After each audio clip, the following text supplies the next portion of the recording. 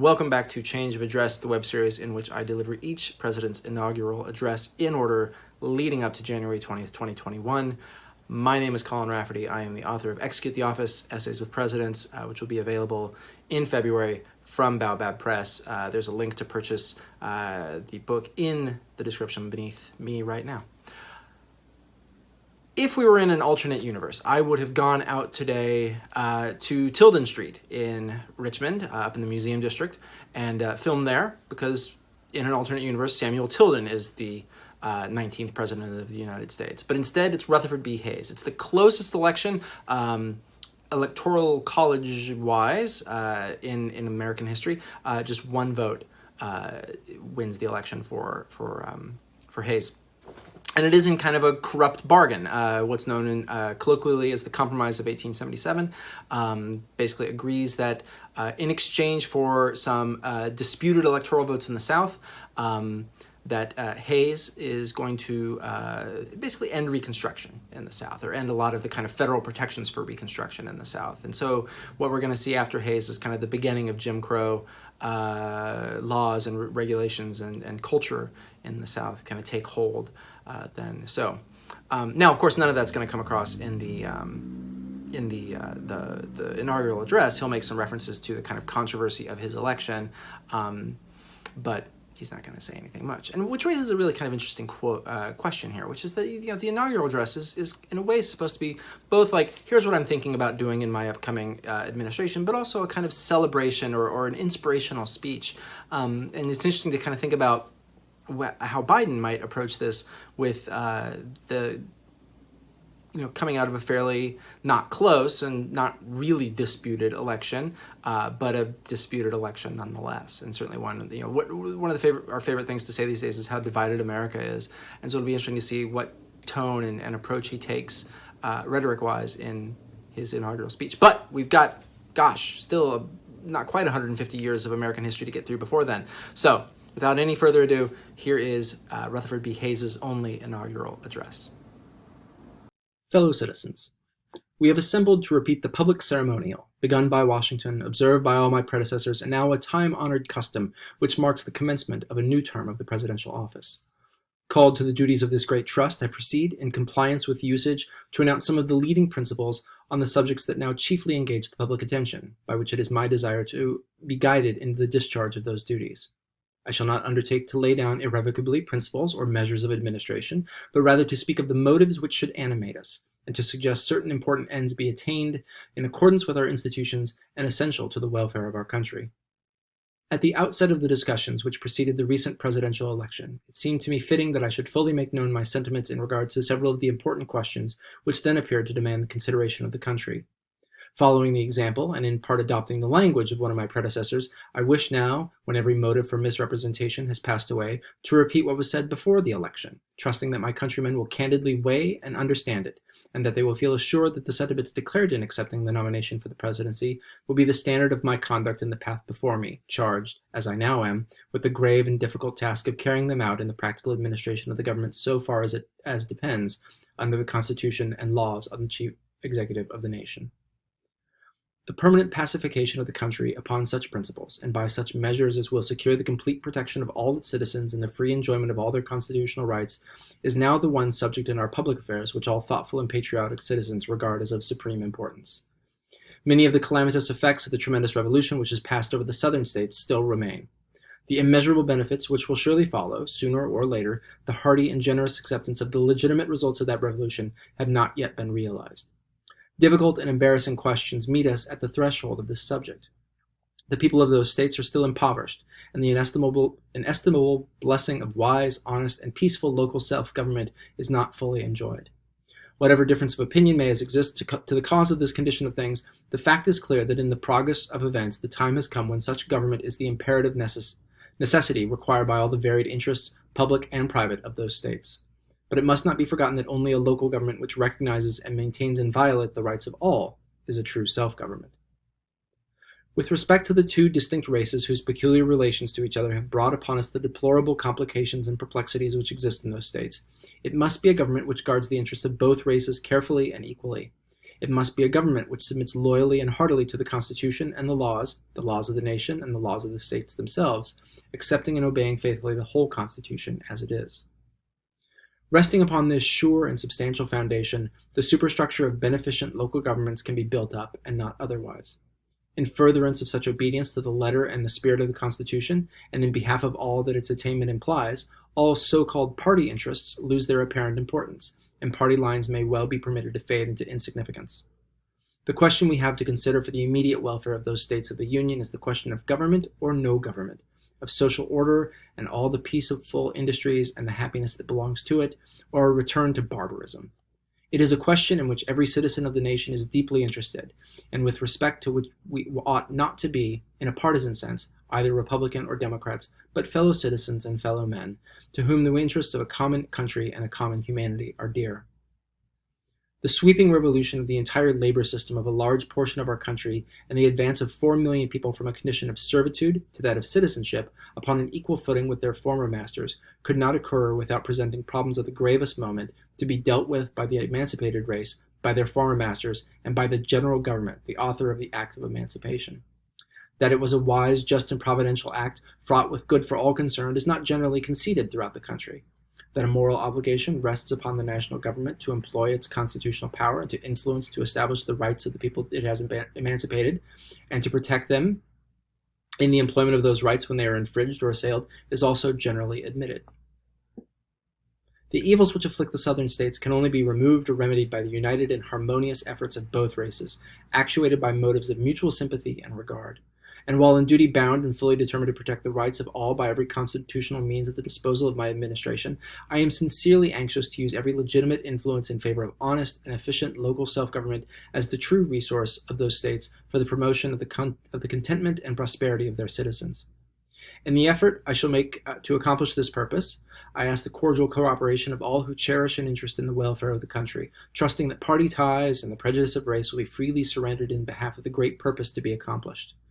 In the important work of restoring the South, it is not the political situation alone that merits attention. The material development of that section of the country has been arrested by the social and political revolution through which it has passed,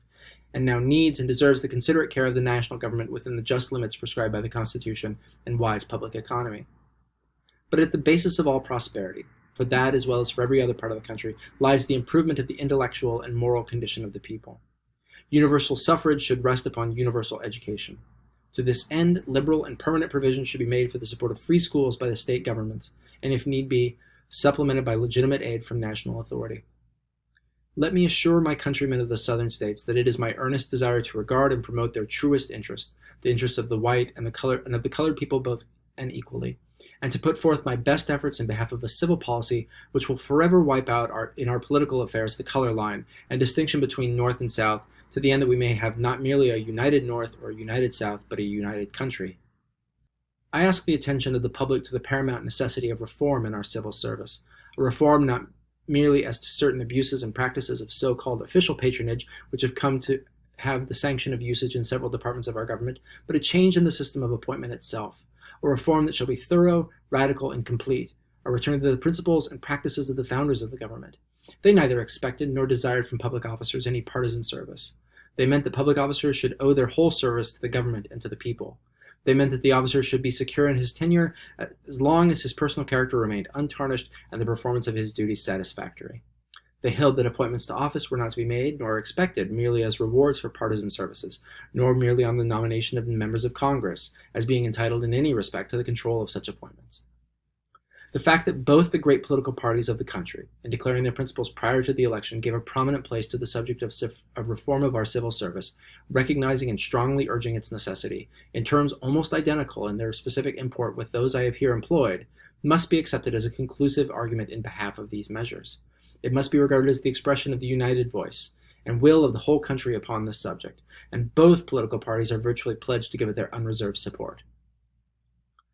The President of the United States, of necessity, owes his election to office to the suffrage and zealous labors of a political party, the members of which cherish with ardor and regard as of essential importance the principles of their party organization. But he should strive to always be mindful of the fact that he serves his party best who serves the country best. In furtherance of the reform we seek, and in other important respects a change of great importance, I recommend an amendment to the Constitution prescribing a term of 6 years for the presidential office and forbidding a re-election. With respect to the financial condition of the country, I shall not attempt an extended history of the embarrassment and prostration which we have suffered during the past 3 years. The depression in all our varied commercial and manufacturing interests throughout the country, which began in September 1873, still continues. It is very gratifying, however, to be able to say that there are indications all around us of a coming change to prosperous times.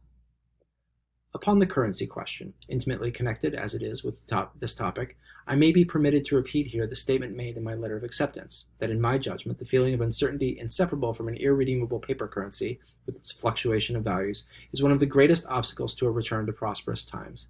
The only safe paper currency is one which rests upon a coin basis and is at all times and promptly convertible into coin.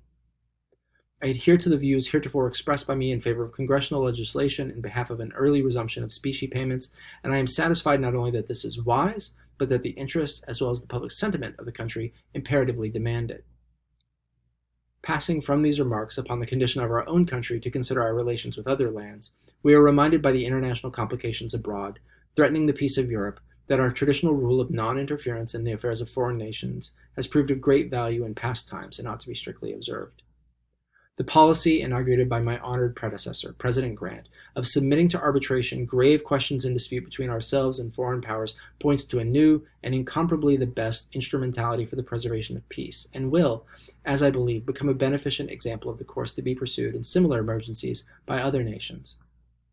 If, unhappily, questions of difference should at any time during the period of my administration arise between the United States and of any foreign government, it will certainly be my disposition and my hope to aid their settlement in the same peaceful and honorable way, thus securing to our country the great blessings of peace and mutual good offices with all the nations of the world.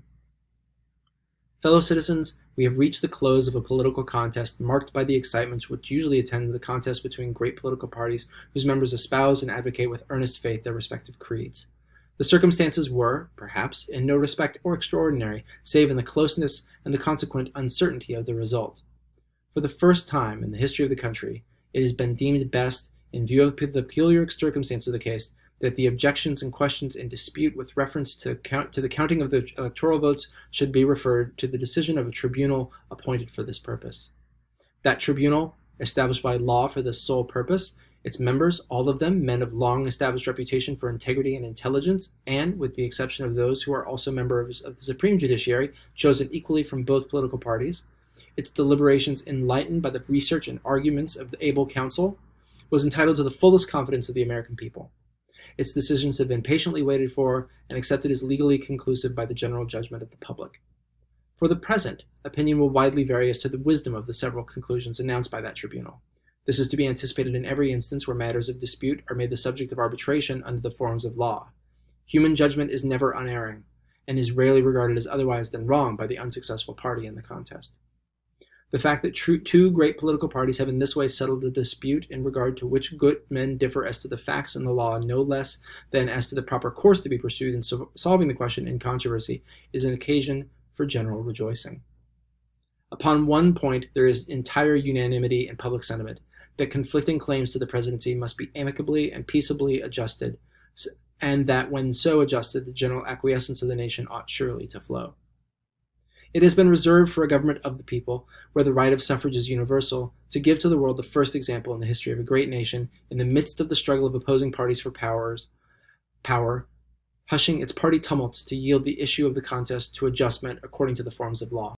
Looking for the guidance of that divine hand by which the destinies of nations and individuals are shaped, I call upon you, senators, representatives, judges, fellow citizens here and everywhere, to unite with me in an earnest effort to secure to our country the blessings, not only of material prosperity, but of justice, peace, and union, a union depending not upon the constraint of force, but upon the loving devotion of a free people, and that all things may be so ordered and settled upon the best and surest foundations that peace and happiness, truth and justice, religion and piety may be established among us for all generations. Rutherford B. Hayes' only inaugural address. By choice, he did claim or promise in the campaign that he would serve one term only, and so he did. So, tomorrow, another president, James Garfield. Thanks for tuning in. Feel free to like, subscribe, etc., etc., and I'll see you tomorrow.